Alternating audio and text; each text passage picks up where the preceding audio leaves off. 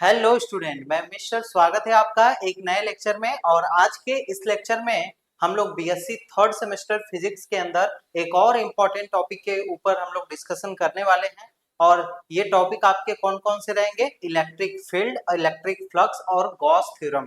ठीक है, तो ये आपके बहुत इंपॉर्टेंट टॉपिक है। आपने क्लास 12th में भी पढ़ा है और क्लास 12th में भी इसको प्रूफ इसका देखा है। लेकिन हाँ, आज हम लोग देखेंगे कि बीएससी लेवल पे इसका प्रूफ कैसे करवाया जाता है और इलेक्ट्रिक फील्ड होता क्या है। एकदम बेसिक से जानेंगे कि इलेक्ट्रिक फील्ड क्या होता है।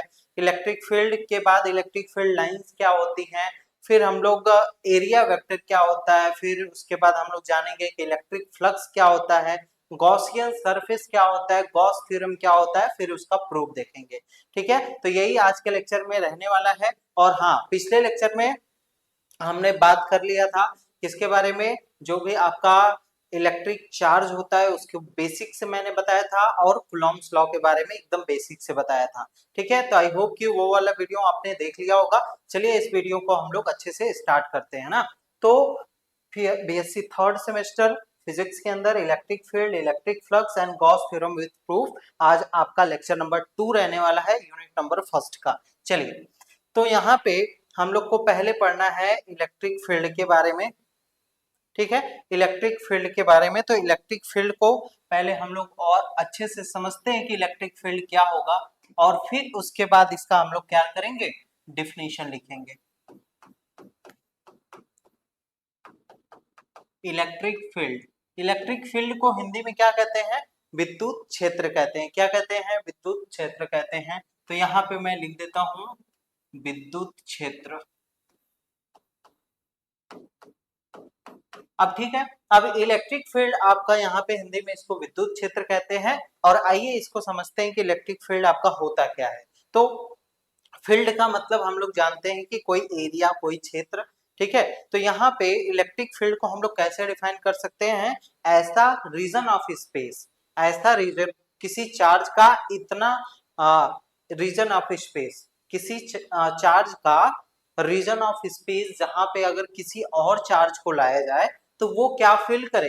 फोर्स ऑफ अट्रैक्शन या फोर्स ऑफ रिपल्सन को फील करे, उसी को हम लोग क्या बोलेंगे? इलेक्ट्रिक फील्ड बोलेंगे। ठीक है, तो कैसा रीजन ऑफ स्पेस? किसी चार्ज के अराउंड का ऐसा रीजन ऑफ स्पेस, अगर हमने मान लीजिए प्लस क्यू चार्ज दिया है, ठीक है, और इस प्लस क्यू चार्ज को हम लोग क्या बोलेंगे? सोर्स चार्ज बोलेंगे। क्या बोलेंगे? Source charge. इस सोर्स चार्ज के अराउंड ऐसा रीजन ऑफ स्पेस, इस सोर्स चार्ज के अराउंड ऐसा रीजन ऑफ स्पेस जहां पे किसी टेस्ट चार्ज को, जैसे अगर मान लो कि क्यू नॉट आपका टेस्ट चार्ज होता है। टेस्ट चार्ज क्या होता है? बहुत स्मॉल होता है टेस्ट चार्ज। टेस्ट चार्ज इसको कहते हैं, ये वेरी स्मॉल होता है, ये बहुत छोटा होता है। इतना छोटा होता है कि इसके अराउंड कोई भी इलेक्ट्रिक फील्ड आपका नहीं बन पाता है। ठीक है, इसके अराउंड जो भी इलेक्ट्रिक फील्ड है, इसका इन्फ्लुएंस इस चार्ज पे कुछ भी नहीं पड़ने वाला है। ठीक है, और ये बहुत छोटा होता है। और हाँ, एक और इंपॉर्टेंट बात, ये आपका पॉजिटिव चार्ज होता है, पॉजिटिवली चार्ज होता है। ठीक है, तो हम लोग हमेशा कंसीडर करते हैं कि जो टेस्ट चार्ज होता है ये बहुत छोटा होता है, और ये आपका बहुत आपका इसके ऊपर पॉजिटिव चार्ज होता है। ठीक है, अब ये जो टेस्ट चार्ज है, अगर इसको इस फील्ड के अराउंड या इस फील्ड में अंदर लेके आया जाता है, तो ये टेस्ट चार्ज क्या फील करेगा? ये टेस्ट चार्ज क्या फील करेगा? फोर्स ऑफ अट्रैक्शन या force of repulsion. Force of attraction, attraction और force of repulsion, force of repulsion. अब चूंकि यहाँ पे हमने क्या लिया है? पॉजिटिव चार्ज लिया है। ठीक है, अब यहाँ पे हमने क्या लिया है? पॉजिटिव चार्ज लिया है। अगर इसी तरीके से अगर यहाँ पे हम लोग निगेटिव चार्ज लेते हैं तो यहाँ पे क्या होता? अगर यहाँ पे हम लोग निगेटिव चार्ज लेते हैं तो ये फोर्स ऑफ अट्रैक्शन फील करता कि नहीं? बिल्कुल करता। ठीक है, तो इसी तरीके से यहाँ पे हम अगर हमने पॉजिटिव चार्ज लिया है, पॉजिटिव चार्ज लिया है, इसके अराउंड का ऐसा रीजन ऑफ स्पेस जहां पे किसी टेस्ट चार्ज को अगर लाया जाए तो ये क्या फील करे? फोर्स ऑफ अट्रैक्शन, या चार्ज के जो सोर्स चार्ज है उसके अकॉर्डिंग ये फोर्स ऑफ अट्रैक्शन फील करे, और या फोर्स ऑफ रिपल्सन फील करे। ठीक है, तो यहाँ पे आपका कौन सा आपका फोर्स लग रहा होगा? इस टेस्ट चार्ज पे, क्योंकि ये भी पॉजिटिव चार्ज है और ये भी पॉजिटिव चार्ज है। दो लाइक चार्जेस के बीच में कौन सा फोर्स लगता है? फोर्स ऑफ रिपल्सन लगता है। तो यहाँ से हम लोग इलेक्ट्रिक फील्ड को मैंने यहाँ पे अच्छे से आपको बता दिया। ठीक है, तो टेस्ट चार्ज के ऊपर कोई डाउट तो नहीं है? टेस्ट चार्ज आपका बहुत छोटा चार्ज होता है, इतना छोटा होता है कि इसके इलेक्ट्रिक फील्ड को कोई भी नुकसान नहीं पहुंचा पाएगा। ठीक है, कोई भी आपका चेंज इस इलेक्ट्रिक फील्ड को कोई भी चेंज नहीं कर पाएगा, इसकी जो वैल्यू है इसको डिस्टर्ब नहीं कर पाएगा। ठीक है, तो इस प्रकार से हम लोग इलेक्ट्रिक फील्ड को डिफाइन कर सकते हैं। ठीक है, तो यहाँ पे देखिए इलेक्ट्रिक फील्ड को डिफाइन किया गया है, it is the physical field that और it is a region of space surrounding the electric charged particle. क्या होता है? ये आपका ऐसा रीजन ऑफ स्पेस होता है किसके around? Surrounding the electric charged particle. जो चार्ज्ड पार्टिकल होते हैं, where a force is exerted और apply on other electrically charge और टेस्ट चार्ज पार्टिकल। अब यहाँ पे हमने टेस्ट चार्ज लिया है और यहाँ पे आपका कोई भी चार्ज हो सकता है। ठीक है, यहाँ पे निगेटिव चार्ज होता है, पॉजिटिव चार्ज हो सकता है। ठीक है, तो यहाँ पे कोई भी चार्ज होता है। यहाँ पे टेस्ट चार्ज इसलिए लिया गया है कि ये सोर्स चार्ज का जो इलेक्ट्रिक फील्ड है उसको चेंज ना कर पाए। अगर नेगेटिव चार्ज होगा तो इसका भी कुछ फील्ड होगा। ठीक है, तो उसके अकॉर्डिंग इसका फील्ड आपका थोड़ा सा चेंज हो जाएगा। ठीक है, तो इसीलिए हमने यहाँ पे टेस्ट चार्ज लेके यहाँ पे आपको बताया इलेक्ट्रिक फील्ड के बारे में। ठीक है, तो आई होप कि आपको इलेक्ट्रिक फील्ड अच्छे से समझ में आ गया होगा। चलिए, if we let all test charge Q naught, अगर हम टेस्ट चार्ज क्यू नॉट को लेते हैं, put into electric field of Q या प्लस क्यू चार्ज ले लेते हैं, plus Q charge, then it feels a force. यहाँ पे क्या फील करेगा? प्लस क्यू नहीं, यहाँ पे क्यू चार्ज अगर हम लोग टेस्ट चार्ज क्यू नॉट लेते हैं उसको electric field of Q charge में प्लेस करते हैं तो ये क्या फील करेगा? देखो यहाँ पे जैसे ये आपका प्लस क्यू चार्ज है और यहाँ पे हमने कोई टेस्ट चार्ज ला दिया। ठीक है, तो ये चार्ज इस टेस्ट चार्ज पे क्या लगाएगा? फोर्स ऑफ रिपल्सन लगाएगा, फोर्स ऑफ रिपल्सन लगाएगा। तो इस तरीके से हम लोग इसको डिफाइन कर सकते हैं। ठीक है, अब यहाँ पे test charge is always positive in nature, जैसा कि मैंने बताया अभी। टेस्ट चार्ज जो होता है वेरी स्मॉल चार्ज होता है, ये भी मैंने अभी बता दिया। और अगर आप नेगेटिव चार्ज यहाँ पे कंसीडर करते हो तो ये भी आप ध्यान रखना कि इसको भी एक लाइन के रूप में बना के लिख लेना या फिगर बना के लिख लेना। यहाँ पे एक पॉइंट कि अगर आप नेगेटिव चार्ज लेते हो और इस नेगेटिव चार्ज के फील्ड में आप किसी टेस्ट चार्ज को यहाँ पे लेके आते हो तो ये क्या फील करेगा? ये चूंकि पॉजिटिवली चार्ज होता है तो ये क्या फील करेगा? फोर्स ऑफ अट्रैक्शन को फील करेगा, फोर्स ऑफ अट्रैक्शन। ठीक है, तो ऐसे फिगर बना के इसको दिखा लेना।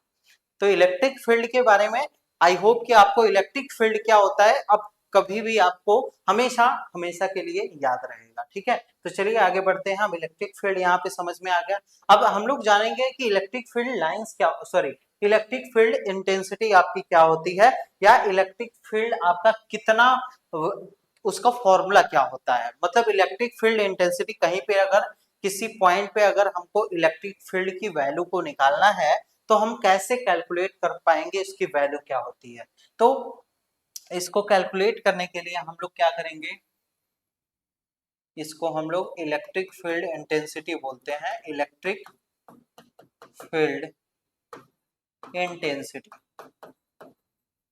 ठीक है, तो जैसे यही वाला अगर एग्जांपल लेंगे तो इस माइनस क्यू चार्ज के ऊपर चार्ज के कारण इस क्यू नॉट पे आपका क्या लग रहा होगा? एक फोर्स ऑफ अट्रैक्शन लग रहा होगा। अच्छा, ये माइनस क्यू चार्ज को क्या बोलेंगे? हमेशा इस चार्ज को हम लोग क्या बोलेंगे? सोर्स चार्ज बोलेंगे। ठीक है, ये बात आप हमेशा याद रखिएगा कि जो भी आपका चार्ज के अराउंड जो इलेक्ट्रिक फील्ड बन रहा है उस चार्ज को हम लोग क्या बोलते हैं? हमेशा सोर्स चार्ज बोलते हैं ना। तो इलेक्ट्रिक फील्ड इंटेंसिटी इस चार्ज के कारण इस पॉइंट पे कितनी होगी इसको कैसे कैलकुलेट कर पाएंगे हम लोग? यहाँ पे इसका फॉर्मूला होता है, अगर इलेक्ट्रिक फील्ड बताना है तो यहाँ पे फील्ड फोर्स ऑन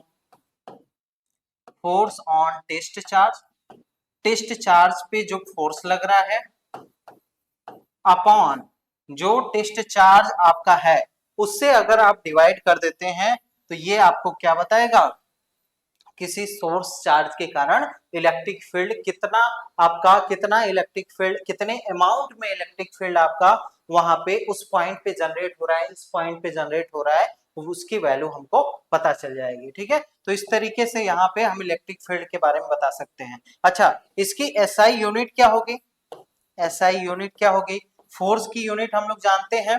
फोर्स की यूनिट आपकी यहाँ पे, इसको इस तरीके से भी लिख देते हैं ना, यहाँ पे F बाई क्यू नॉट, जो आपका फोर्स होगा बाई क्यू नॉट कर देंगे तो ये आपका क्या निकल जाएगा, इस तरीके से। और हाँ, ये फॉर्मूला आपका बहुत यूज होता है, अगर किसी जगह फोर्स बताना हो तो अगर इलेक्ट्रिक फील्ड की अमाउंट में अगर क्यू नॉट से मल्टीप्लाई कर देंगे, जिस चार्ज के ऊपर फोर्स लग रहा है उसको मल्टीप्लाई कर देंगे, तो ये भी आपका क्या हो जाएगा, यहाँ पे फोर्स अगर आपको बताना हो, फोर्स अगर बताना हो तो यहाँ पे, सॉरी, यहाँ पे क्यू नॉट ई वेक्टर हम लोग लिख सकते हैं ना, ये भी फॉर्मूला आपका बहुत यूज होता है, तो ये भी फॉर्मूला आपको याद होना चाहिए। चलिए, एसआई यूनिट आपका क्या होता है इसका जान लेते हैं। अब फोर्स है और नीचे चार्ज है, तो फोर्स का यूनिट क्या होता है, न्यूटन,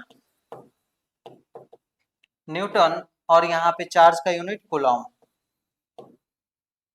ठीक है, तो ये आपका क्या हो जाएगा, न्यूटन पर कूलॉम। तो इलेक्ट्रिक फील्ड को एसआई यूनिट में इस प्रकार से दिखाया जाता है। ठीक है, तो इसी, ये आपका है हो गया इलेक्ट्रिक फील्ड के बारे में सारी चीजें। अब हम लोग जानेंगे इलेक्ट्रिक फील्ड लाइंस क्या होती हैं। उससे पहले देख लेते हैं, अगर लैंग्वेज फॉर्म में आपको इसी चीज को लिखना है तो कैसे लिखेंगे, द इलेक्ट्रिक फील्ड इंटेंसिटी, यहाँ पे इलेक्ट्रिक इंटेंसिटी या इलेक्ट्रिक फील्ड इंटेंसिटी रहेगा, यहाँ पे इलेक्ट्रिक, यहाँ पे मैं लिख देता हूँ इलेक्ट्रिक फील्ड इंटेंसिटी, और the electric field strength E at a point, किसी पॉइंट पे defined as the force experienced by the unit positive test charge, उस यूनिट पॉजिटिव टेस्ट चार्ज के कारण जो जो unit positive test charge force experience कर रहा है, placed at that point without disturbing the position of source charge, ये test source charge के पोजीशन को विदाउट डिस्टर्ब किए, यही आपका क्या होता है, फील्ड स्ट्रेंथ या इंटेंसिटी ऑफ इलेक्ट्रिक फील्ड कहलाता है। ठीक है, तो इलेक्ट्रिक फील्ड क्या होता है, force per unit test charge, यहाँ पे आपको लिख दिया गया है। तो इस प्रकार से लैंग्वेज फॉर्म में भी आप लिख सकते हैं। चलिए, अब हम लोग बात करेंगे इलेक्ट्रिक फील्ड लाइंस के बारे में। तो इलेक्ट्रिक फील्ड लाइंस कैसे होती हैं, अब देखिए यहाँ पे, so we know Q naught is very small positive test charge. अब देखो क्यू नॉट जो होता है बहुत स्मॉल पॉजिटिव टेस्ट चार्ज होता है, तो यहाँ पे हम लोग जो आपका फील्ड लाइंस होंगी, या इसको मैं इरेज कर देता हूँ, इसकी जरूरत नहीं। ठीक है, तो यहाँ पे आपको डायरेक्टली मैं इलेक्ट्रिक फील्ड लाइंस क्या होंगी वो बताऊंगा। ठीक, चलिए, अगर मान लो कि यहाँ पे अगर आपका पॉजिटिव क्यू चार्ज है, पॉजिटिव क्यू चार्ज है, तो हम लोग ऐसा एज्यूम करते हैं कि इस पॉजिटिव क्यू चार्ज के कारण जो इलेक्ट्रिक फील्ड लाइंस निकल रही होंगी वो आपकी क्या होंगी, इससे नॉर्मली आउटवर्ड की तरफ निकल रही है। ठीक है, इस तरीके से देखो यहाँ पे अगर पॉजिटिव चार्ज है तो इससे आपकी इलेक्ट्रिक फील्ड लाइंस कहाँ निकल रही है, हमेशा आउटवर्ड, रेडियली आउटवर्ड की तरफ निकल रही है। ठीक है, इस तरीके से यहाँ पे, इस तरीके से, तो ये आपकी क्या है, इलेक्ट्रिक फील्ड लाइंस है। ठीक है, प्लस क्यू चार्ज के कारण इलेक्ट्रिक फील्ड लाइंस कहाँ निकलती हैं, हमेशा रेडियली आउटवर्ड निकलती हैं, तो वही चीज लिखा है, for positive charge the field lines is radially outward on putting test charge in his field. ठीक है, तो इस तरीके से हम लोग इलेक्ट्रिक फील्ड लाइंस को दिखा सकते हैं। चलिए, अगर मान लो कि निगेटिव क्यू चार्ज है, इसके कारण इलेक्ट्रिक फील्ड लाइंस कैसी बनती हैं, रेडियली इनवर्ड की तरफ, तो जैसे ये इलेक्ट्रिक फील्ड का डायरेक्शन होगा, रेडियली इनवर्ड होगा। ठीक है, इस तरीके से यहाँ पे रेडियली इनवर्ड आपका डायरेक्शन होने वाला है, ये आपका डायरेक्शन, एक मिनट, ये आपका रेडियली इनवर्ड होगा, ये आपका रेडियली इनवर्ड होगा। ठीक है, तो इस तरीके से हम लोग क्या बनाते हैं, प्लस क्यू चार्ज के कारण इलेक्ट्रिक फील्ड लाइंस बनाते हैं और माइनस क्यू चार्ज के कारण इलेक्ट्रिक फील्ड लाइंस बनाते हैं। अब आपका क्वेश्चन होगा कि minus Q, sorry, Q not जो टेस्ट चार्ज है उसके कारण इलेक्ट्रिक फील्ड लाइंस आपके बनेंगे कि नहीं, तो इसका आंसर होगा कि नहीं बनेंगे, क्योंकि आपका बहुत छोटा चार्ज होता है, उसको माना गया है उसको उस चार्ज को बनाया ही इसलिए गया है क्योंकि ये जो चार्ज है, ये टेस्ट चार्ज है, ये किसी भी ओरिएंटेशन या इलेक्ट्रिक फील्ड को डिस्टर्ब ना कर पाए। तो मतलब इसके कारण जो टेस्ट चार्ज के कारण जो इलेक्ट्रिक फील्ड होगा वो इतना स्मॉल होगा इस इलेक्ट्रिक फील्ड के रिस्पेक्ट में कि वो आपका नेग्लिजिबल वैल्यू शो करेगा। ठीक है, तो इस तरीके से हम लोग इलेक्ट्रिक फील्ड लाइंस को दिखा सकते हैं। चलिए आ जाते हैं, अब हमको पढ़ना है इलेक्ट्रिक फ्लक्स के बारे में। हाँ, उससे पहले हम लोग जान लेते हैं कि electric field due two point charge आपका क्या होगा। तो ये देखिए आपका प्रूफ इंपॉर्टेंट है। यहाँ पे देखिए इसको कैसे हम लोग प्रूफ कर सकते हैं।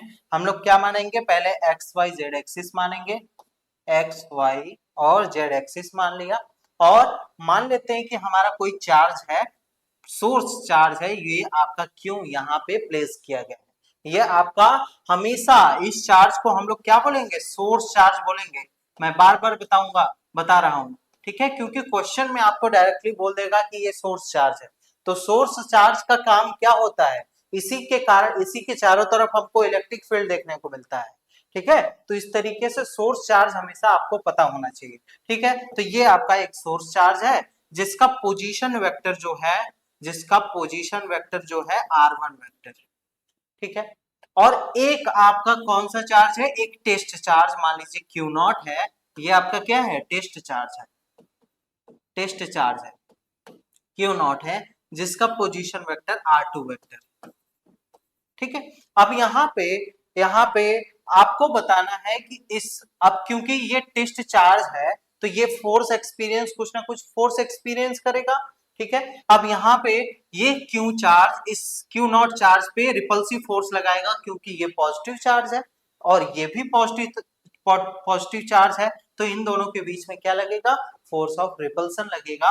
और यहाँ पे ये आपका क्यू नॉट चार्ज आपका इस तरीके से फोर्स फील करेगा। फोर्स हमेशा कहाँ लगता है, line of joining two charges, जिस लाइन पे दो चार्जेस को ज्वाइन करेंगे उसी लाइन पे आपका फोर्स एक्ट करता है, ये भी आपको पता होना चाहिए। ठीक है, तो यहाँ पे ये आपका अगर लाइन है, एक मिनट लाइन को सही बनाते हैं। ठीक है, इस तरीके से आपका ये डायरेक्शन होगा, अगर इसको आर वेक्टर मान लेते हैं। ठीक है, तो यहाँ पे जो फोर्स लगेगा इस क्यू चार्ज के कारण, इस क्यू नॉट पे जो फोर्स लगेगा वो हमेशा आउटवर्ड, क्योंकि इलेक्ट्रिक फील्ड लाइंस आपके हमेशा क्या होंगे, आउटवर्ड होंगे इस क्यू नॉट के लिए। क्यू नॉट इस प्लस क्यू चार्ज के कारण इलेक्ट्रिक फील्ड लाइंस का भी डायरेक्शन सेम होगा और फोर्स का भी डायरेक्शन यही होगा। ठीक है, तो पहले हम लोग क्या करते हैं, हमको क्या कैलकुलेट करना है, इलेक्ट्रिक फील्ड कैलकुलेट करना है।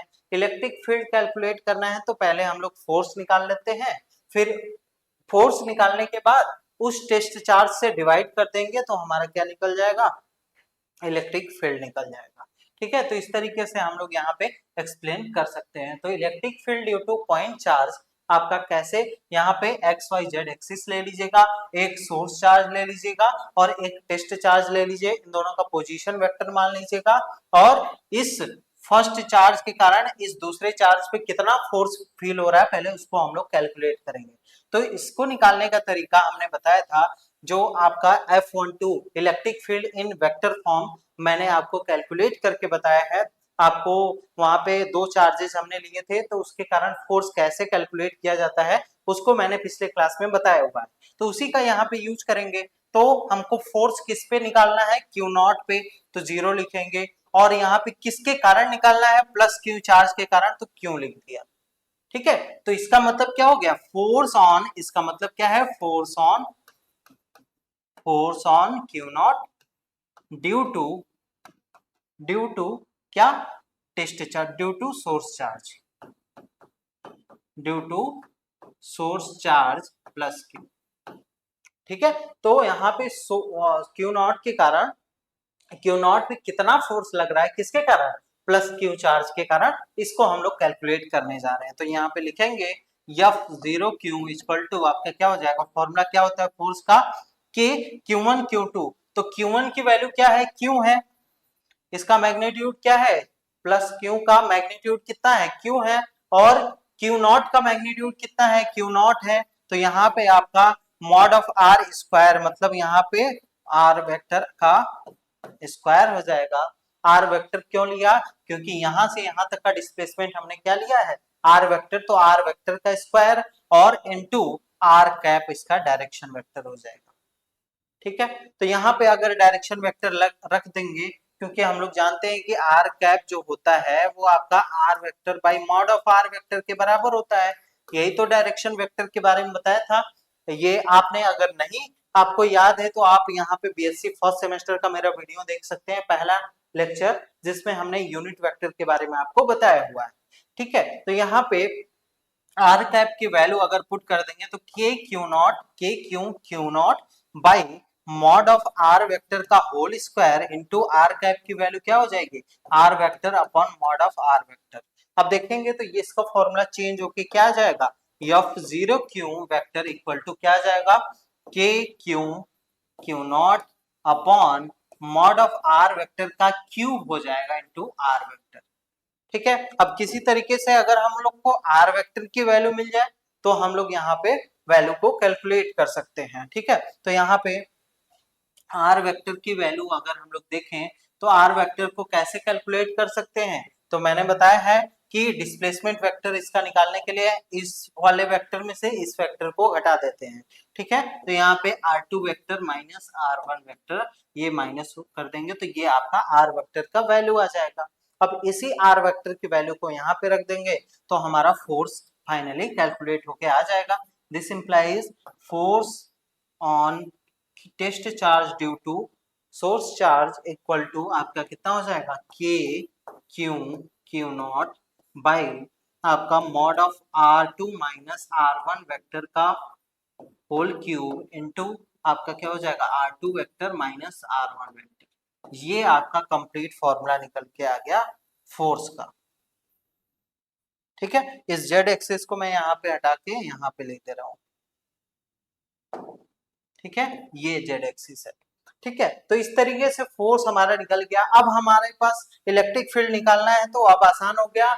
इलेक्ट्रिक फील्ड क्या होता है? Electric field strength F by Q not के बराबर होता है। तो फोर्स का यहाँ पे फॉर्मूला रखिए के Q naught by r2 vector minus r1 vector का मॉड का cube dot r2 vector minus r1 vector का ये आपका ब्रैकेट में। ठीक है, तो यहाँ पे इसको डिवाइड कर देंगे किससे? टेस्ट चार्ज से। तो ये आपका देखेंगे तो ये क्यू नॉट से क्यू नॉट कैंसिल आउट हो जाएगा। तो यहाँ पे फॉर्मूला कैसे हो जाएगा? यहाँ पे के Q by r2 vector minus r1 vector और डॉट आपका r2 माइनस r1 वेक्टर। ठीक है, तो इस तरीके से वेक्टर फॉर्म में आप इलेक्ट्रिक फील्ड किसी भी पॉइंट पे आप यहाँ पे कैलकुलेट कर सकते हैं। ठीक है, अगर आपसे इलेक्ट्रिक फील्ड का केवल मैग्नीट्यूड पूछा जाए, अगर इलेक्ट्रिक फील्ड का केवल मैग्नीट्यूड आपसे पूछा जाए तो फॉर्मूला क्या लगेगा?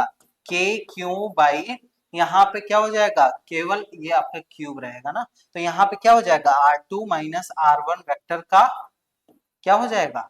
स्क्वायर हो जाएगा। ये आपका फॉर्मूला हो जाएगा के क्यू बाई, अगर इसको आर वेक्टर के टर्म में लिखेंगे तो यहाँ पे के क्यू बाई आर स्क्वायर के टर्म में हो जाएगा, मॉड ऑफ आर वेक्टर के स्क्वायर के टर्म में हो जाएगा।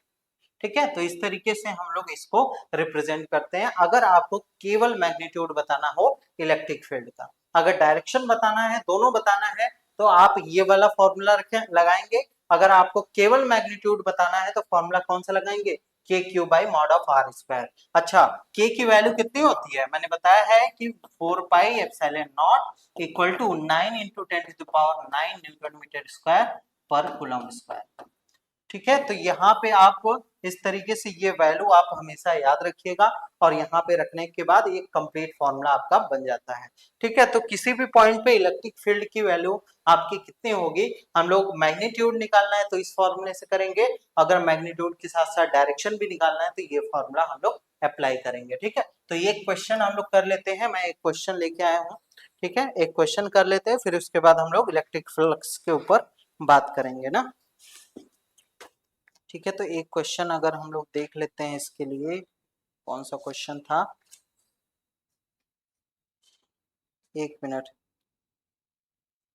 हाँ, देखिए कोई आपका चार्ज है, आपका यहाँ पे कोई चार्ज है जो कि 3 4 और 2 पे आपका यहाँ पे पोजीशन वेक्टर पे है और यहाँ पे उसका कोऑर्डिनेट 1 to 1, ठीक है। तो सोर्स चार्ज अगर कोई है, मान लीजिए सोर्स चार्ज आपका 4 माइक्रोकुलाम का है, 4 माइक्रोकुलाम का सोर्स चार्ज है, जो कि कहाँ पे स्थित है, इस कोऑर्डिनेट पे स्थित है, ठीक है। और यहाँ पे और हमको इसके कारण इस पॉइंट पे, ये जो कोऑर्डिनेट का जो पॉइंट है उस पे कितना फोर्स लग रहा होगा, मान लो कि यहाँ पे कोई सोर्स टेस्ट चार्ज है तो इस पे कितना फोर्स लग रहा होगा, इसको कैलकुलेट करके बताना है।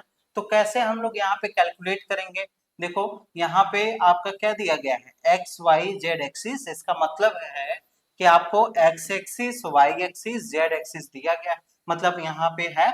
और यहाँ पे कोई पॉइंट मान लेते हैं कि क्यू है, जो कि कितना है, क्यू की वैल्यू 4 माइक्रोकुलाम, यहाँ पे 4 माइक्रोकुलाम का कोई चार्ज है, ठीक है।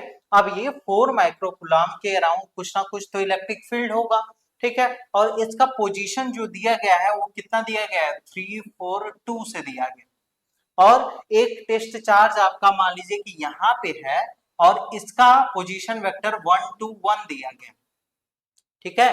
तो यहाँ पे पूछ रहा है कि ये चार्ज इस चार्ज पे कितना फोर्स लगाएगा, तो यहाँ से यहाँ का यूनिट वेक्टर r1 वेक्टर, यहाँ से यहाँ तक का यूनिट वेक्टर r2 वेक्टर, और यहाँ से यहाँ तक का यूनिट, हमको डिस्प्लेसमेंट वेक्टर निकालना होगा। तो डिस्प्लेसमेंट वेक्टर निकालने के लिए हम लोग क्या करते हैं, r2 वेक्टर में से r1 वेक्टर माइनस कर देते हैं।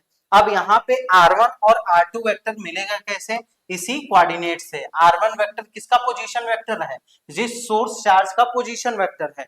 तो r1 वेक्टर कैसे लिखेंगे, 3i cap plus 4j cap plus 2k cap, ये सारा कुछ लिखना मैंने आपको बताया है। अगर आपको नहीं याद है तो मैंने फर्स्ट सेमेस्टर का लेक्चर नंबर 2 लिया है, जिसमें हमने बताया कि पोजीशन वेक्टर क्या होता है और डिस्प्लेसमेंट वेक्टर क्या होता है, ठीक है।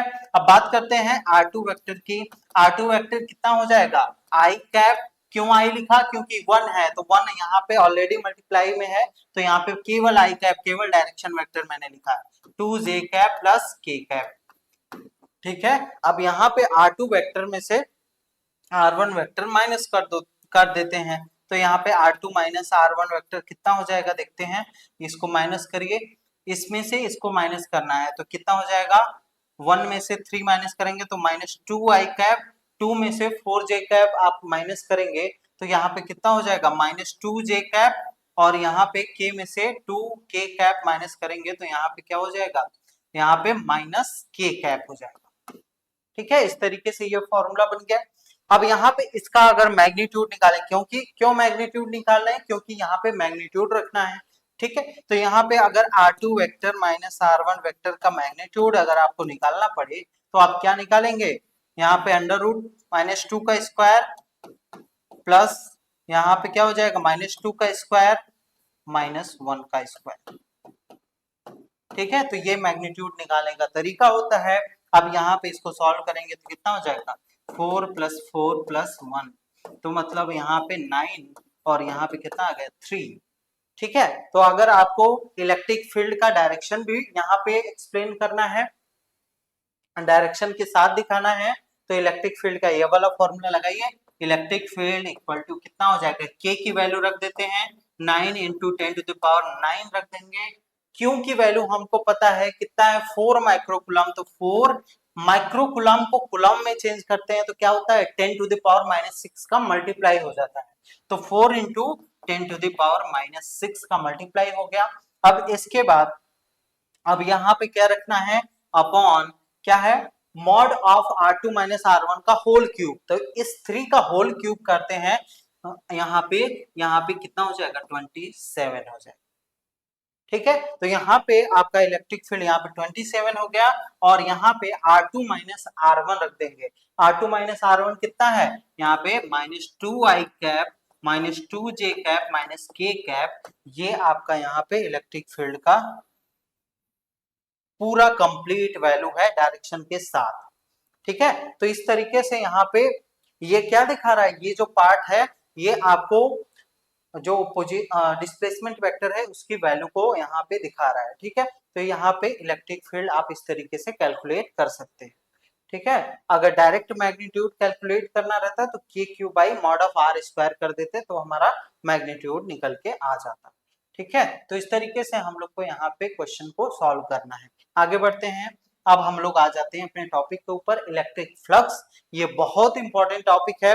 इलेक्ट्रिक फ्लक्स आपको शॉर्ट में, वेरी शॉर्ट में या लॉन्ग में कहीं ना कहीं जरूर देखने को मिलेगा। इलेक्ट्रिक फ्लक्स के साथ साथ आपको क्या देखने को मिलेगा, इलेक्ट्रिक फ्लक्स और आपको गॉस थ्योरम, गॉस थ्योरम का प्रूफ कैसे करते हैं ये भी आपको सारी चीजें देखने को मिल सकती हैं। ठीक है, और ये आपका बहुत इंपॉर्टेंट टॉपिक है। ये सब जितने भी टॉपिक मैं करा रहा हूँ यूट्यूब पे आपके बहुत इंपॉर्टेंट टॉपिक है। ठीक है, तो इसी तरीके से आपको क्लासेस आपको मिलते रहेंगे। अगर आप चाहते हैं कि आपको टॉपिक वाइज सारी चीजें पढ़ाई जाए तो उसके लिए मैं आगे बताने वाला हूं कि कैसे हमारे बैचेस में आप ज्वाइन कर सकते हैं, और इसी तरीके से उस बैचेस में आपको क्लासेस मिलने वाली हैं जैसे मैं यहाँ पे पढ़ा रहा हूँ। अच्छा हाँ, एक और इम्पोर्टेंट बात, अगर इस क्लास का अगर आपको पीडीएफ डाउनलोड करना है तो आप क्या करिए, हमारा डीएनएस एजुकेयर एप्लीकेशन डाउनलोड करिए। उस एप्लीकेशन में फ्री स्टडी मटेरियल का एक सेक्शन है, वहां पे थर्ड सेमेस्टर का कुछ मैथ करके बना होगा, फाइल बना होगा, वहां से आप इस पीडीएफ को डाउनलोड कर सकते हैं ना। जो भी मैं यहाँ पे लिखा हुआ है, जो भी मैं लिख रहा हूँ, ये पूरा पीडीएफ आपको वहां पे प्रोवाइड किया जाएगा। चलिए अब बात करते हैं इलेक्ट्रिक फ्लक्स के बारे में ना। तो यहीं पे बात करते हैं इलेक्ट्रिक फ्लक्स। पहले इस वर्ड का मतलब, ये फ्लक्स आपका क्या होता है, इलेक्ट्रिक का मतलब तो पता है विद्युत, लेकिन फ्लक्स का मतलब क्या होता है, फ्लक्स का मतलब क्या है, इसको हम लोग एक और वर्ड से बोलते हैं फ्लो। फ्लक्स का मतलब क्या होता है, फ्लो। फ्लो मतलब बहना, जैसे आप क्या, या पानी जो होता है वो आपका बहता है, उसी तरीके से यहाँ पे इलेक्ट्रिक फील्ड का जो, इलेक्ट्रिक फील्ड लाइंस क्या होती है, एक जगह से दूसरे जगह जाती है। ये आपने देखा ना, यहाँ पे जैसे पॉजिटिव चार्ज, क्यू चार्ज के कारण इलेक्ट्रिक फील्ड लाइंस इधर से इधर की तरफ बहती है।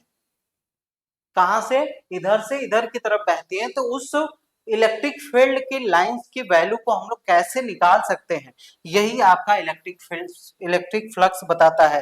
टोटल नंबर ऑफ, जितनी इलेक्ट्रिक फ्लक्स आपका, जितनी इलेक्ट्रिक फील्ड लाइंस पास करती हैं किसी भी एरिया के परपेंडिकुलरली, क्या होता है इलेक्ट्रिक फ्लक्स, क्या होता है, किसी भी एरिया से, किसी भी एरिया से परपेंडिकुलर डायरेक्शन में, उस एरिया के परपेंडिकुलर, जैसे ये बोर्ड आपका एक एरिया है, बोर्ड है आपका रेक्टेंगुलर एरिया है। अब इस बोर्ड के परपेंडिकुलर, परपेंडिकुलर क्या होगा, ये इसके आउटवर्ड, ये इसके आउटवर्ड कितनी इलेक्ट्रिक फील्ड लाइंस पास कर रही हैं, उसी को हम लोग क्या बोलते हैं, टोटल नंबर ऑफ कितनी इलेक्ट्रिक फील्ड लाइंस पास हो रही हैं, उसी को हम लोग क्या बोलते हैं, इलेक्ट्रिक फ्लक्स बोलते हैं। ठीक है, समझ में आया इलेक्ट्रिक फ्लक्स क्या होता है। इलेक्ट्रिक फ्लक्स का मतलब क्या होता है, फ्लो। फ्लक्स का मतलब क्या होता है, फ्लो। फ्लो मतलब बहना।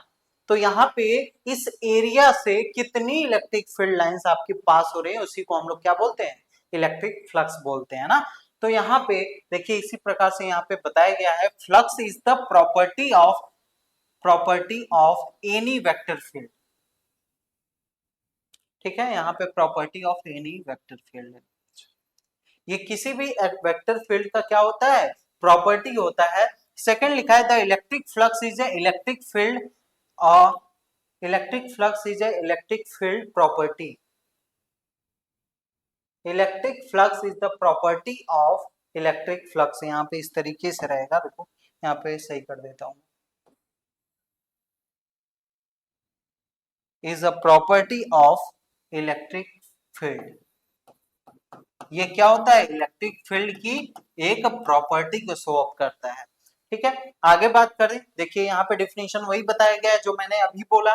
The electric flux is defined as total number of electric field lines passing perpendicular through a given area, it is denoted by phi e।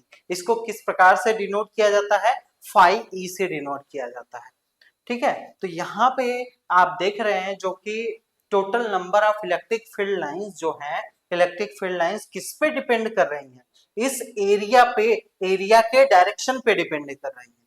क्या किस पे डिपेंड कर रही हैं, यहाँ पे देखिए क्या लिखा है, total number of electric field lines passing perpendicularly through a given area. Area से परपेंडिकुलर डायरेक्शन में, मतलब जो भी एरिया लेना है उसके परपेंडिकुलर डायरेक्शन जो होगा उसी उसी से जितना total number of electric field lines pass होगा उसी को हम लोग क्या बोलेंगे, इलेक्ट्रिक फ्लक्स बोलेंगे। ठीक है, तो यहाँ पे आप देख रहे हैं कि एरिया जो है यहाँ पे बहुत इंपॉर्टेंट रोल प्ले कर रहा है। एरिया हम लोग जानते हैं, जैसे मैं यहाँ पे बता देता हूँ। ठीक है, यहाँ पे एरिया जो है, एरिया जो है हम लोग जानते हैं, पहले हम लोग पिछले क्लासेस से पढ़ते आ रहे हैं कि एरिया जो है एक vector scalar quantity, scalar quantity जो एरिया है वो आपका क्या है, एक स्केलर क्वांटिटी। हम लोग पहले से क्लास 12 से पहले हम लोग जानते थे। ठीक है, क्लास 12 में आपने पढ़ा होगा एरिया वेक्टर के बारे में, लेकिन क्लास 12 से पहले हम लोग क्या जानते थे कि एरिया वेक्टर जो एरिया होता है वो एक स्केलर क्वांटिटी होता है। लेकिन कुछ फिजिक्स में ऐसे प्रॉब्लम्स होते हैं, कुछ ऐसे क्वेश्चन न्यूमेरिकल्स होते हैं जिनको सॉल्व करने के लिए एरिया का क्या डायरेक्शन होना चाहिए वो बहुत ज्यादा इंपॉर्टेंट हो जाता है। जैसे बात करें इसी जगह इलेक्ट्रिक फ्लक्स का, तो यहाँ पे जो इलेक्ट्रिक फील्ड कहाँ से पास होना चाहिए, उस एरिया गिवन एरिया के परपेंडिकुलर पास होना चाहिए। तो इसी को हम लोग इसी एरिया के साथ अगर हम लोग कोई डायरेक्शन लगा दें, किसी एरिया के साथ, जैसे मान लेते हैं कि ये कोई, ठीक है, ये आपका कोई एरिया है। ठीक है, अब इस एरिया से यहाँ पे हमने क्या कर लिया, इतना भाग कट कर लिया। ठीक है, तो इस एरिया का जो परपेंडिकुलर, यहाँ पे जो परपेंडिकुलर डायरेक्शन एरिया वेक्टर, अगर इस एरिया के साथ, इस छोटे से एरिया के साथ अगर हम लोग डायरेक्शन लगा दें, डायरेक्शन वेक्टर को किससे दिखाते हैं, एन कैप जो नॉर्मल होता है, ये हमेशा इस एरिया के परपेंडिकुलर पास होना चाहिए। ठीक है, तो यही आपका क्या कहलाता है, डीएस एन कैप, इसी को हम लोग एरिया वेक्टर बोलते हैं। समझ में आया एरिया वेक्टर क्या होता है, एरिया वेक्टर की जरूरत क्यों पड़ी, पहले ये समझिए। एरिया वेक्टर की जरूरत इसलिए है क्योंकि फिजिक्स में कुछ ऐसी प्रॉब्लम्स होती हैं जिनको सॉल्व करने के लिए जो एरिया होता है, एरिया का मैग्नीट्यूड तो इंपॉर्टेंट होता ही है, साथ ही साथ एरिया किस डायरेक्शन में लिया गया है ये भी आपका बहुत इंपॉर्टेंट रोल प्ले करता है। तो इसीलिए हमने एक नया कॉन्सेप्ट बनाया है, अगर मैं किसी एरिया का मैग्नीट्यूड, ये क्या है, एरिया का मैग्नीट्यूड के साथ साथ अगर डायरेक्शन भी लगा दूं, किसी किसी चीज को वेक्टर होने के लिए क्या क्या चीजें इंपॉर्टेंट है, एक तो मैग्नीट्यूड, एक तो डायरेक्शन। तो यहाँ पे मैग्नीट्यूड पहले से ही था, अगर मैं डायरेक्शन एन कैप भी लगा दूं तो ये क्या हो जाएगा, एक एरिया वेक्टर को शो करेगा। ठीक है, तो एरिया वेक्टर को इस प्रकार से आपको दिखाया जाता है। अब यहाँ पे, अब देखिए इलेक्ट्रिक फ्लक्स को रिप्रेजेंट करने के लिए क्यों इंपॉर्टेंट है, क्योंकि इलेक्ट्रिक फ्लक्स का फॉर्मूला ये कहता है कि जितनी उस सरफेस से परपेंडिकुलरली आपके इलेक्ट्रिक फील्ड लाइंस पास करेंगे वही आपका इलेक्ट्रिक फ्लक्स होगा। तो जैसे मान लो कि ये आपका इलेक्ट्रिक फील्ड आपका यहाँ से पास हो रहा है, तो यहाँ पे इलेक्ट्रिक फील्ड सरफेस आपका ऐसा है और इलेक्ट्रिक फील्ड ऐसा है। अगर हम लोग सरफेस का डायरेक्शन ऐसा कर दें और इलेक्ट्रिक फील्ड ऐसा हो, तो क्या ये इलेक्ट्रिक फील्ड इस सरफेस एरिया फ्लक्स अगर हमको बताना हो, तो क्या ये जो सरफेस हमने लिया है, सरफेस कैसे है, ये एक प्लेन शीट है, देखो इस प्रकार से मैंने रखा हुआ है ना, तो ये एरिया हमको दिख रहा है केवल। ठीक है, तो ये एक प्लेन शीट है, इससे मान लो अगर इलेक्ट्रिक फील्ड ऐसे पास हो रही है, अगर मैं इस एरिया को, इस प्लेन शीट का डायरेक्शन ऐसे कर दूं, तो यहाँ पे इलेक्ट्रिक फील्ड लाइंस अगर ऐसे पास होंगी, तो क्या ये फ्लक्स को मेजर करके बता सकता है, नहीं बता सकता, क्योंकि इस इलेक्ट्रिक फील्ड को इस सरफेस एरिया के हमेशा परपेंडिकुलर कंपोनेंट हमको लेना पड़ेगा। ठीक है, समझिए यहाँ पे, या अगर इलेक्ट्रिक फील्ड इस प्रकार से है और इस सरफेस का एरिया वेक्टर क्या होगा, हमेशा इस सरफेस एरिया के परपेंडिकुलर होगा, ये तो मैंने बताया ही। और यहाँ पे इलेक्ट्रिक फील्ड आपकी कैसे पास हो रही है, इलेक्ट्रिक फील्ड आपका, सॉरी पहले सरफेस एरिया बना लेते हैं, ये आपका एरिया वेक्टर हो गया। एरिया वेक्टर को हम लोग डीएस वेक्टर से शो करते हैं, मान लीजिए डीएस वेक्टर, छोटे से एरिया के लिए हम लोग डीएस वेक्टर लगाते हैं, वैसे हम लोग एस वेक्टर भी यूज कर सकते हैं। ठीक है, तो इस प्लेन शीट के लिए इलेक्ट्रिक फील्ड की डायरेक्शन इधर थी और इसका एरिया वेक्टर आपका इधर था, मतलब किधर है, एरिया वेक्टर आपका इस साइड है। तो यहाँ पे एरिया वेक्टर इस साइड है, तो हमको इस इलेक्ट्रिक फील्ड का इस सरफेस के परपेंडिकुलरली जो पास होगा कंपोनेंट, वही वही हमको इलेक्ट्रिक फील्ड कंसीडर करना होगा। तो यहाँ पे अगर इस इलेक्ट्रिक, इनके बीच का एंगल थीटा है, तो इस इलेक्ट्रिक फील्ड को अगर यहाँ पे देखेंगे तो इधर की तरफ आपका क्या हो जाएगा, ई साइन थीटा हो जाएगा, और इस साइड आपका क्या हो जाएगा, ई कॉस थीटा हो जाएगा। क्या हो जाएगा, इस साइड आपका अगर इस एरिया के डायरेक्शन मिलेंगे तो क्या हो जाएगा, ई कॉस थीटा हो जाएगा। ठीक है, तो इस तरीके से E sine theta E cos theta दो कंपोनेंट होंगे। तो यहाँ पे कौन सा कंपोनेंट काम करेगा, जो इस सीट के परपेंडिकुलर होगा, मतलब ई कॉस थीटा वाला कंपोनेंट यहाँ पे काम करने वाला है। ठीक है, तो इसी को इलेक्ट्रिक फ्लक्स के रूप में यहाँ पे देखिए, इलेक्ट्रिक फ्लक्स के डेफिनेशन में हमको बस एरिया वेक्टर का इतना से यूज जान लीजिए कि एरिया वेक्टर का यूज हम लोग फिजिक्स में ऐसे प्रॉब्लम्स को सॉल्व करने के लिए यूज करते हैं जहां पे जो डायरेक्शन होता है एरिया का वो भी बहुत इंपॉर्टेंट रोल प्ले करता है। ठीक है, उसके बाद आ जाते हैं electric flux. Electric flux is defined as total number of electric field lines passing perpendicularly. तो यहाँ पे अगर इसको मैं डिफाइन करूं तो कैसे, अगर मान लो कि यहाँ पे इलेक्ट्रिक फील्ड आपकी, अगर ये आपका कोई प्लेन सीट है, ठीक है, जैसे मान लो कि ये आपका कोई प्लेन सीट है, ठीक है, इस प्लेन सीट से मान लो इलेक्ट्रिक फील्ड लाइंस ऐसे आ रही है, ऐसे बाहर निकल रही है। ठीक है, तो यहाँ पे इस एरिया के परपेंडिकुलरली जो आपका इलेक्ट्रिक फील्ड लाइंस पास करेगी उसी की वैल्यू को फ्लक्स बताएगा। ठीक है, तो इसको हम लोग फाई ई से दिखाते हैं। अब यहाँ पे इलेक्ट्रिक फील्ड इधर है, अब इस सीट का एरिया वेक्टर किधर होगा, इस सीट के बाहर की तरफ ही तो होगा। यहाँ पे एरिया वेक्टर जो होगा इसी डायरेक्शन में होगा, तो मतलब यस वेक्टर भी इसी डायरेक्शन में है। तो अगर हम लोग देखें तो क्या हो जाएगा, ई आपका यस, और यहाँ पे क्या हो जाएगा कॉस, सॉरी यहाँ पे ई और यस के बीच में कौन सा एंगल बन रहा है, 0 डिग्री का बन रहा है, तो यहाँ पे ई डॉट यस के बराबर इसका फॉर्मूला हो जाएगा।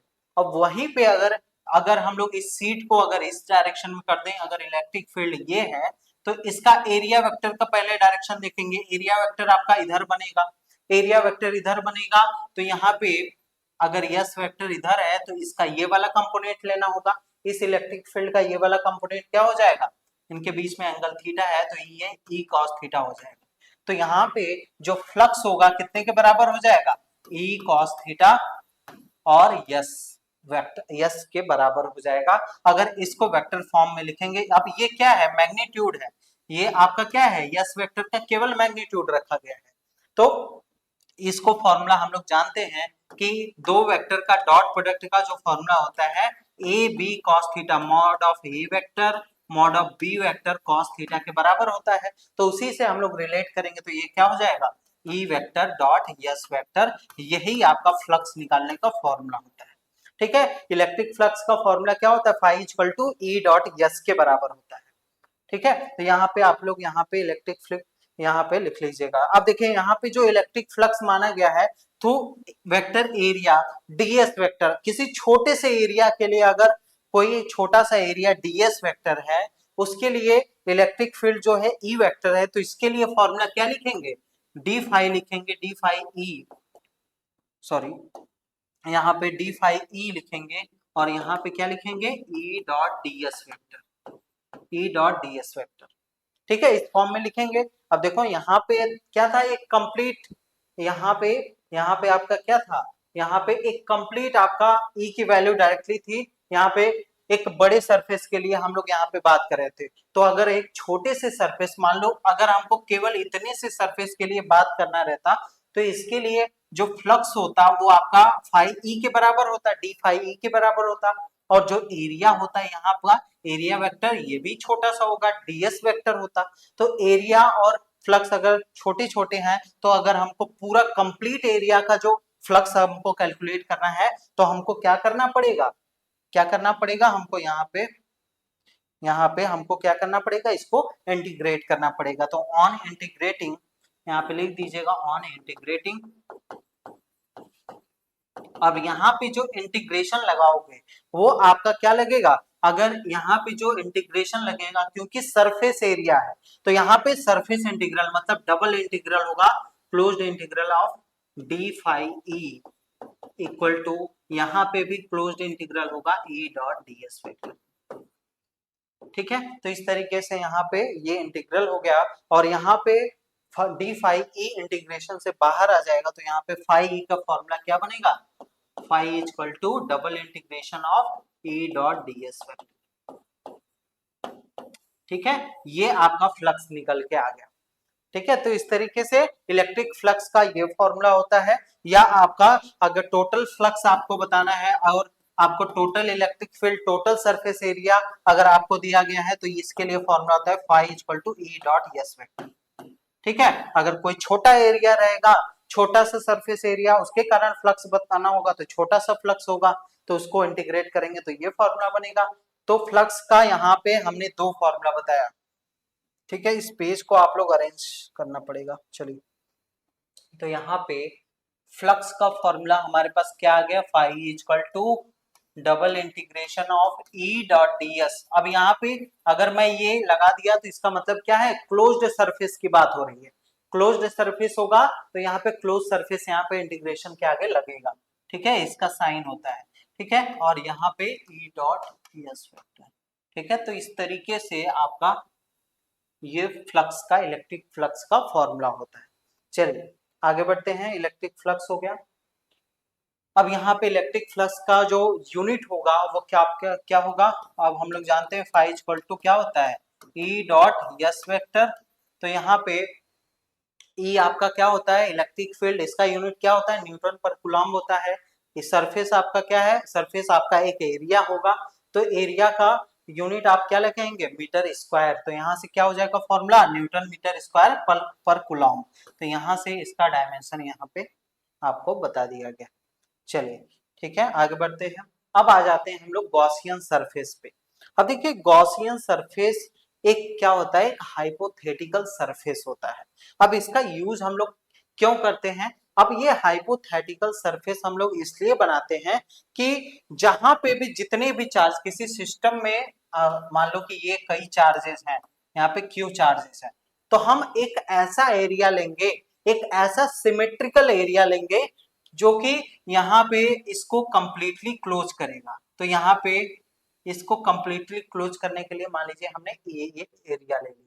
ठीक है, अब इस एरिया के कारण अब हमको चूंकि इसका पूरा कंप्लीट एरिया का फॉर्मूला पता होता है सर्कल स्फीयर के लिए, तो यहाँ पे हम लोग डायरेक्टली फॉर्मूला लगा सकते हैं। तो इसलिए हम लोग क्या करते हैं, इलेक्ट्रिक फील्ड को कैलकुलेट करने के लिए गॉस थ्योरम से वहां पे हम लोग क्या यूज करते हैं, एक गॉसियन सरफेस यूज करते हैं। तो यहाँ पे क्या है, ये hypothetical closed surface of any shape drawn electric field in for purpose, किस पर्पज के लिए, of solving problems concerning electric flux. Electric flux को यहाँ पे कैलकुलेट करने के लिए हम लोग यहाँ पे गॉसियन सरफेस को ड्रॉ करते हैं। ठीक है, तो इस तरीके से आपको यहाँ पे गॉसियन सरफेस के भी बारे में पता होना चाहिए।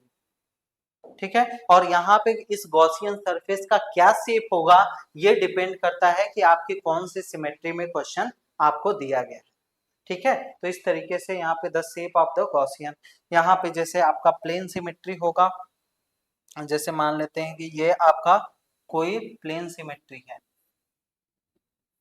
ठीक है, अगर मैं यहाँ पे छोटा सा यहाँ पे एरिया कट कर लूं तो यहाँ पे आपका क्या बनेगा, एक सिलेंड्रिकल आपका इस तरीके से यहाँ पे। चलिए यहाँ पे ये आपका एग्जांपल नहीं है, पहले आपको यहाँ पे गॉसियन सरफेस के बारे में पता चल जाए, फिर मैं इसका प्रूफ करवा लूंगा, फिर उसके बाद हम लोग यहाँ पे बता देंगे। ठीक है, तो यहाँ पे the shape of Gaussian surface is decided on the basis of symmetry of the problem. किस तरीके का आप गॉसियन सरफेस लेंगे ये आपका डिपेंड करेगा। जैसे एक एग्जांपल ले ही लो। अच्छा, एक एग्जांपल है, जैसे मान लो पॉइंट चार्ज है, पॉइंट चार्ज है तो इसके कारण गॉसियन सरफेस, ऐसा गॉसियन सरफेस बनाओ कि इसको पूरा क्लोज कर ले, और आपका इलेक्ट्रिक फील्ड और जो एरिया वेक्टर का जो एंगल है वो हर जगह सेम होना चाहिए। क्या कंडीशन है, हमको गॉसियन सरफेस कैसे बनाना है, गॉसियन सरफेस आपका इस प्रकार से, एग्जांपल में मैंने एक पॉइंट चार्ज ले लिया, इस पॉइंट चार्ज के लिए आप गॉसियन सरफेस ड्रॉ करके दिखाइए, जहां पे इलेक्ट्रिक फील्ड और एरिया वेक्टर के बीच में जो एंगल है, जो एंगल बन रहा था यहाँ पे phi equal to E dot S, इसका फॉर्मूला होता है E cos theta, E S cos theta. इसके बीच में कितना एंगल बन रहा है, इस थीटा का एंगल कितना है, उसको वो आपका सेम होना चाहिए।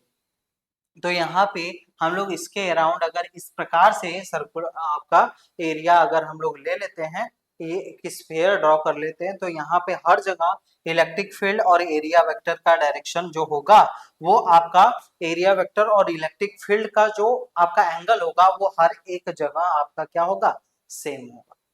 ठीक है, तो ये आपका एक गॉसियन सरफेस है पॉइंट चार्ज के लिए।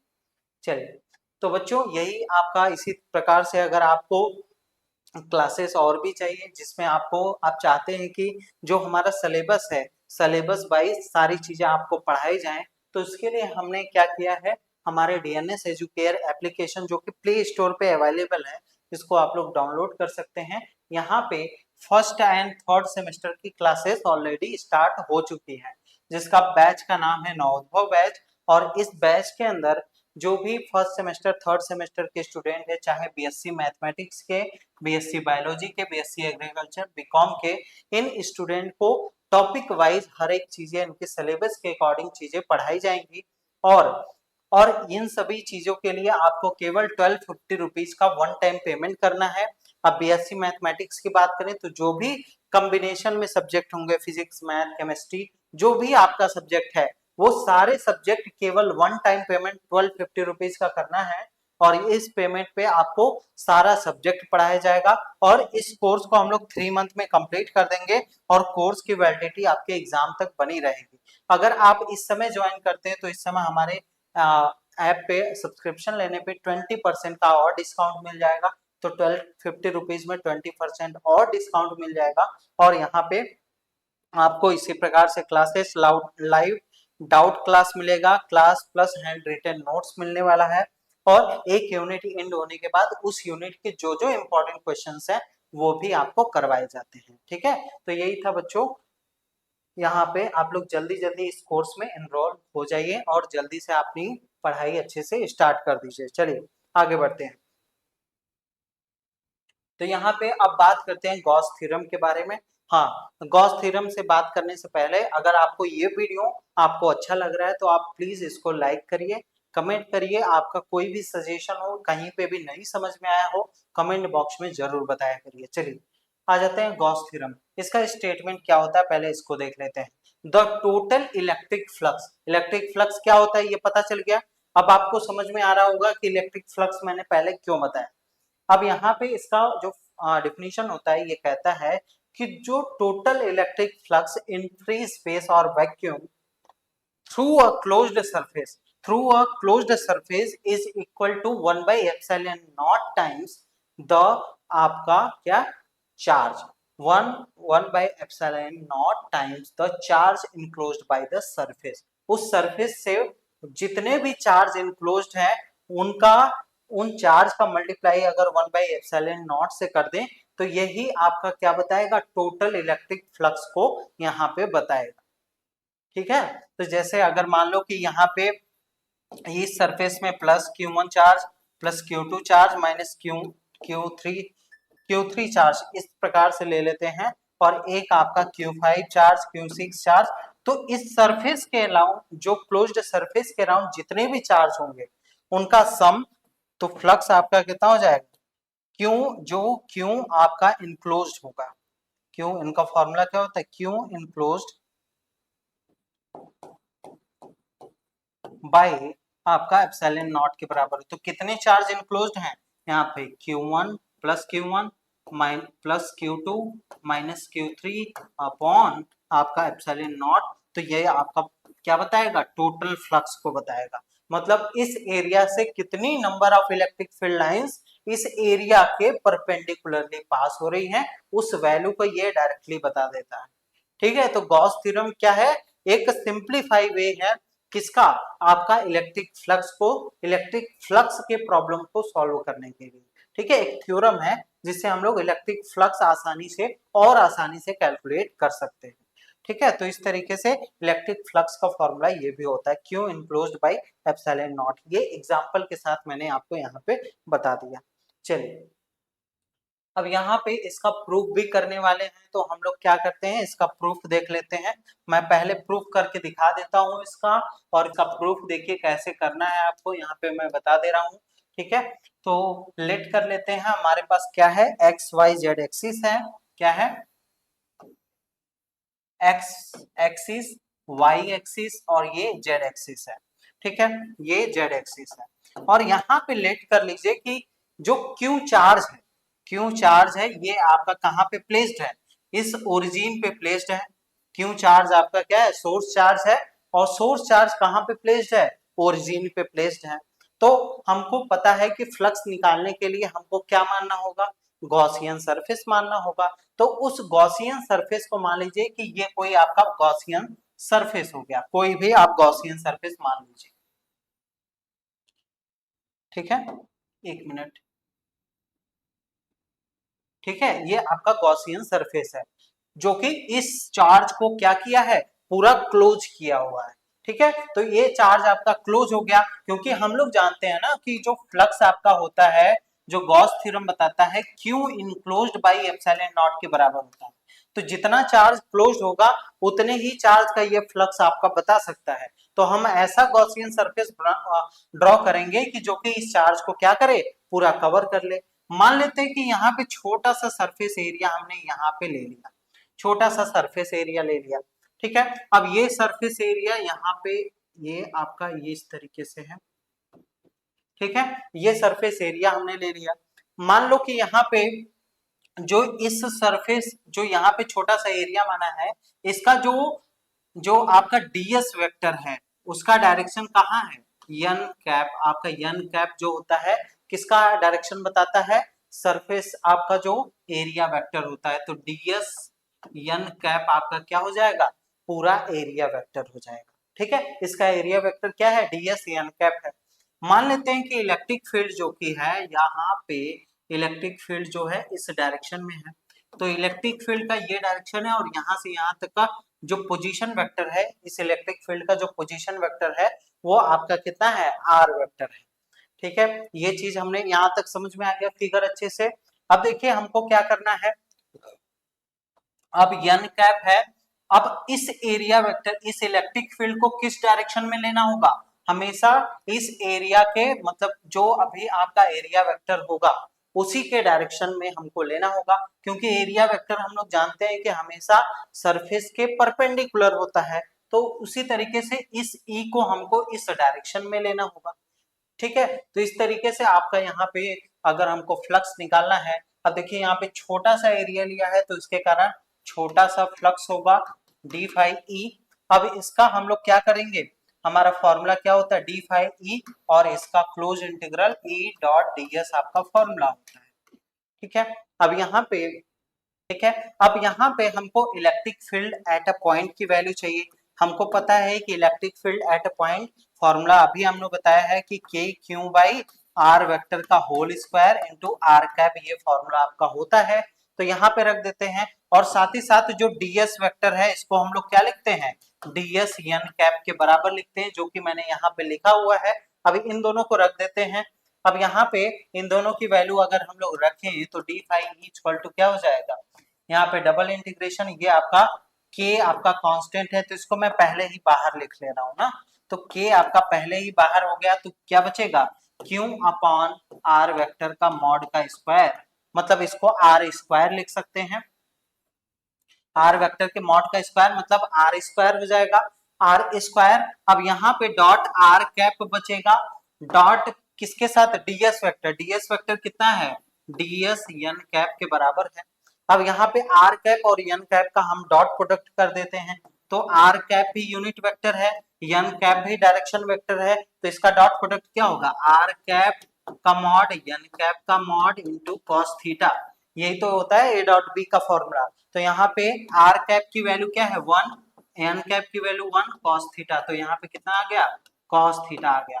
तो यहाँ पे हम लोग आर कैप और डॉट एन कैप की वैल्यू क्या रख सकते हैं, कॉस थीटा। तो K double integration Q by R square into आपका क्या हो जाएगा, डी एस कॉस थीटा हो जाएगा, D S cos theta by आपका ये आपका फॉर्मूला आपका इसी प्रकार से रहेगा। ठीक है, तो इस तरीके से हमने यहाँ पे चेंज कर लिया। अब यहाँ पे अब देखिए यहाँ पे एक चीज बहुत इंपॉर्टेंट है, ये जो एंगल जो बन रहा है इसको हम लोग क्या बोलते हैं, डी डब्ल्यू।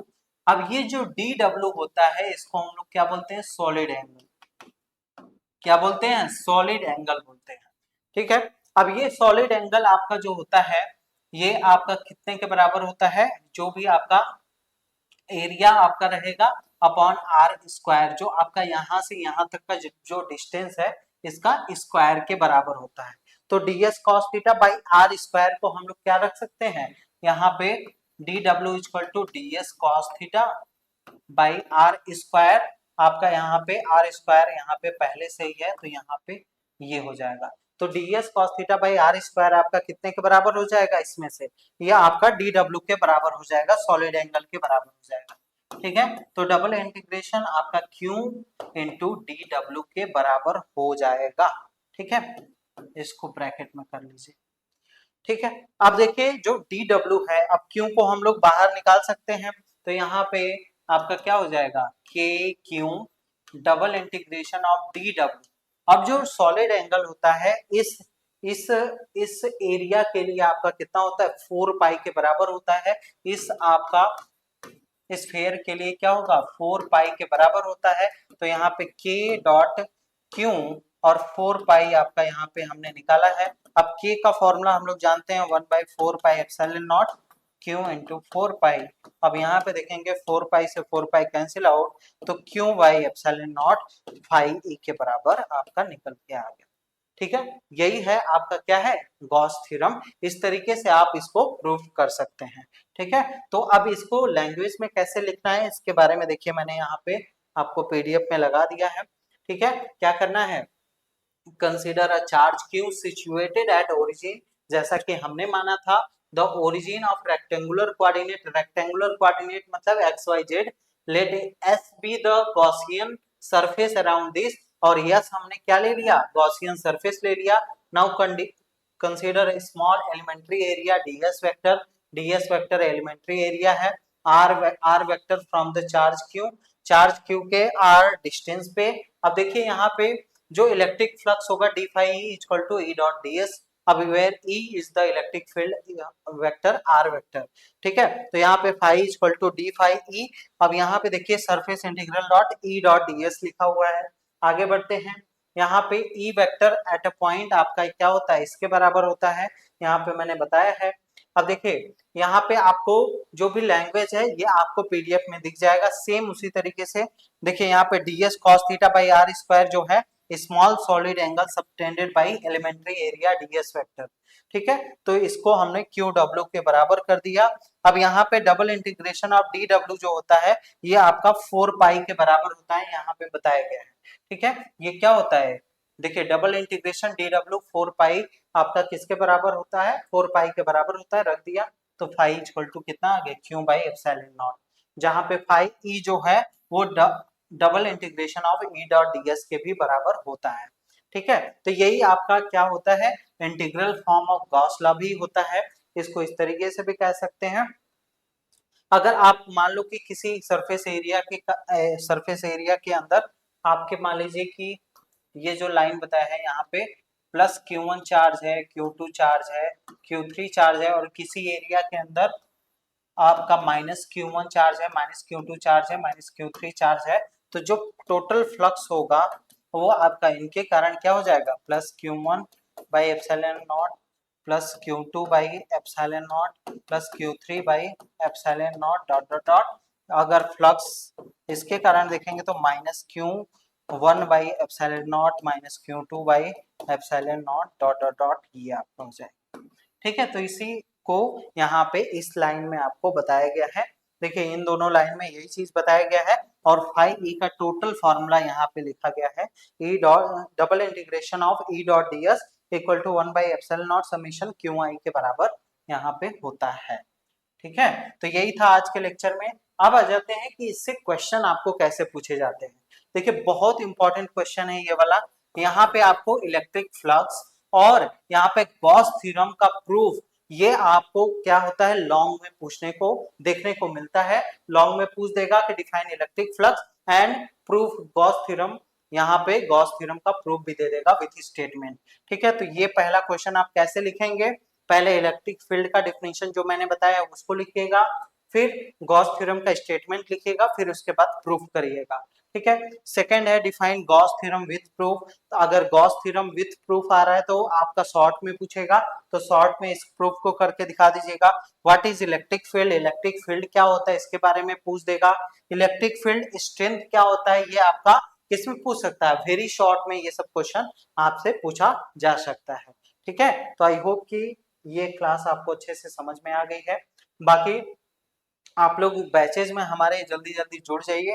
ठीक है, और यहाँ पे आपको अच्छे से सारे सिलेबस के अकॉर्डिंग यहाँ पे आपको पढ़ाया जाएगा। ठीक है, तो जल्दी बैचेज में आप लोग ज्वाइन हो जाइए। यही था आज के क्लास में, हम मिलते हैं नेक्स्ट लेक्चर में। Thank you.